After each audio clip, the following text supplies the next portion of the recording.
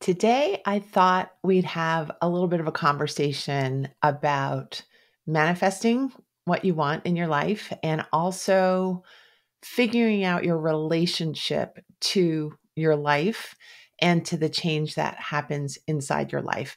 It's a little bit of a philosophical episode, and I hope you enjoy it. All right, the first thought that I wanted to share with you is that it's very important to understand and accept, I believe, that everything in life changes. Everything is changing and everything changes. We age, we learn, and then we change. We get brokenhearted sometimes, hopefully not all the time, but we change from those experiences quite deeply, I think. We then heal from those experiences that change us, and that is also a change. We venture out of our comfort zone. That is always, in some ways, a dramatic way that we change ourselves. We decide that we can tolerate risk, that we are excited about risk, that we are interested in traveling to new zones in our own lives or to actual new zones in the world with actual travel. And another way that we know that change happens all the time is that we see the birth of life and we also see the loss of life.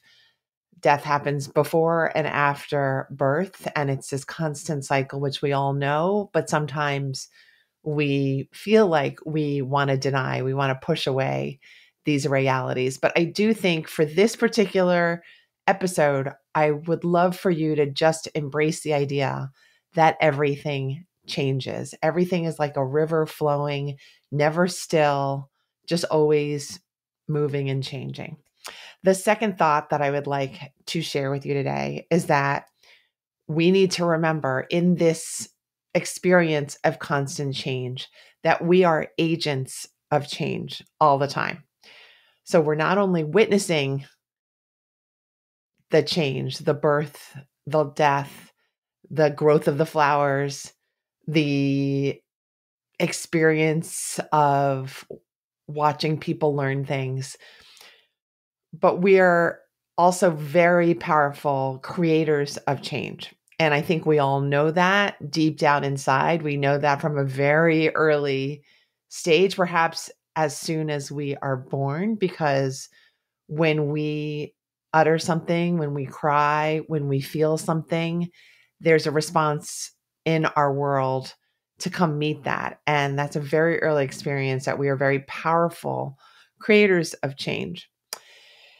And now I want to shift to talking about our mindset. So we have the experience that everything changes. We have the reality that we are powerful agents of change. But then we have the idea of our mindset. And I'm going to borrow from the author and professor Carol Dweck from her book Mindset when I talk about the two types of mindset that she focused on, the fixed mindset and the growth mindset. And loosely explained, the fixed mindset is one where the person sees traits as stable and unchanging. And that might look like something like, well, I'm not good at math. I'm just not good at math. So that statement implies that the person believes that they are not good at math and that no amount of effort is really going to turn them into someone who's good at math. So that's an example, a typical example of a fixed mindset. The other type of mindset is a growth mindset. And as you can imagine, that's kind of the different kind of mindset where the person feels like, oh, these are skills that can be acquired. They can be improved upon. They are learnable. So things like different skills, different capabilities, different interests, all of these things are flexible and learnable and improvable. So now that I've taught you those two types of mindset, I'm going to shift to another thought, and that is to challenge you to think for yourself what kind of mindset do I hold in my heart typically? And I do believe that we all sometimes have a fixed mindset about things and sometimes have a growth mindset about things. But I want you to examine for yourself, how do I think about things? How do I think about my own skills? What do I think about the skills of other people around me? Is there room for some change? And then I want to challenge you to think, if you eliminated the concept of being stuck, of having a fixed mindset, what would come through for you? And I think that's where we find all the good, juicy stuff, the stuff that you want to manifest in your life, the stuff that is causing you to feel things, the stuff that is cropping up in your dreams, the stuff that you daydream about, the stuff that might be hiding deep inside your to-do list, the part of you that gets irritable about things. That might be a clue that there's something that you're really wanting in your life, that you're striving for. So maybe you're irritable that things aren't just so. Maybe you're craving a tidier home. Maybe somebody is irritating you. Maybe you're craving something that that person's representing, maybe what they have for themselves or how they conduct themselves. Maybe that's something that you're wanting for yourself. And that irritability, instead of being like a drain and a frustration for you, is actually a signal that you're giving to yourself that this is something that you want for yourself. So when we take all of these thoughts and put them together, it's really this kind of magical setup for each of us to figure out what we want to manifest, what we want to do in our lives, what we want to change in our lives so that our lives are better, so that we feel better, so that we maximize what we are able to do in our lives, so that we can reach towards a feeling of success, which we tend to enjoy, I think. I think that's maybe a global fact that we all enjoy that feeling of being accomplished and having what we want and succeeding at what we've tried.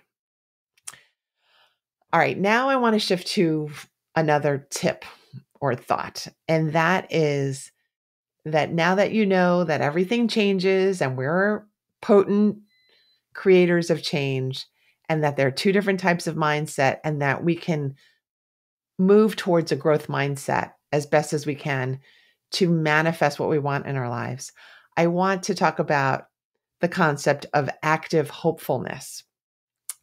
And active hopefulness for me is saying that I'm going to decide what I want to bring into my life, what I want to see change, what I want to act upon the world for. What do I want to do with my skills, my power, my ingenuity, my talents, my intelligence? You're going to invest that in something that you're going to hope for. And so that's that active hopefulness. It involves the decision, it involves the effort, it involves the determination, and it involves the hope. So you're going to experience it in your mind, in your heart, in your feelings, and even in your current life, even though it hasn't quite fully transpired. The wish is there, but you haven't really figured out all the different details about how you want it to look or how it's going to come to you, depending on what kind of goal you have. So when I was drafting this episode, what came to mind for me was when we are encouraging babies to take their first steps, the first thing that you would do is to clear the space for the baby to walk safely and for the baby to know that it is safe to try this on their own, that we are there for them as soon as they try this new miraculous motion. And I think it's the same thing for when we want to manifest things, that we want to clear the space right away. We want to make sure there's room to see the possibility of movement. We want to make sure that we have support in whatever form we can get it, that we feel safe inside. But we also know that it may be time now to take the leap, to take the step, to envision a new possibility that we can move and be in dramatically different ways in the world.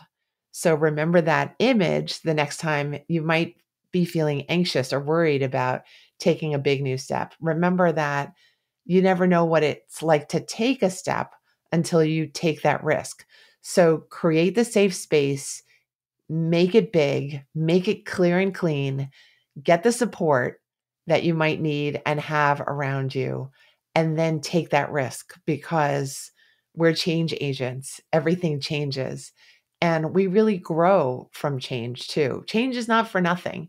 Change is how things are supposed to be. And I think that's all I have to say about this conversation about how to manifest things that you want in your life. I hope this worked for you. I hope it made you think about what you could get yourself out of. Maybe it could get you out of your comfort zone. Maybe it could get you out of a feeling that, oh, I'm not good at X, Y, or Z. Maybe it could get you into a new relationship with yourself or with another person. Maybe it could change a relationship that you have with someone important to you. It could launch you into something that you want. And I hope it succeeds. I have active hopefulness for you. That's why I put these thoughts together for this episode. Now, I have one more note, and that is that when we're manifesting things, it's oftentimes not about the thoughts that we're having about the things that we want, because these are things that haven't happened yet. So we can't really know exactly how things are going to be, what they're going to look like, what they're going to sound like, but we can use our feelings to get ourselves in the mood, literally get ourselves in the mood for the thing that we want in the future. So use your feelings, use that excitement, use that hopefulness to generate that happy feeling that you expect you're going to have when everything that you want comes to you. Enjoy using these tips in your own life today. Let me know how you were affected by this episode. I would love to hear what you manifest in your own life. Thanks for listening.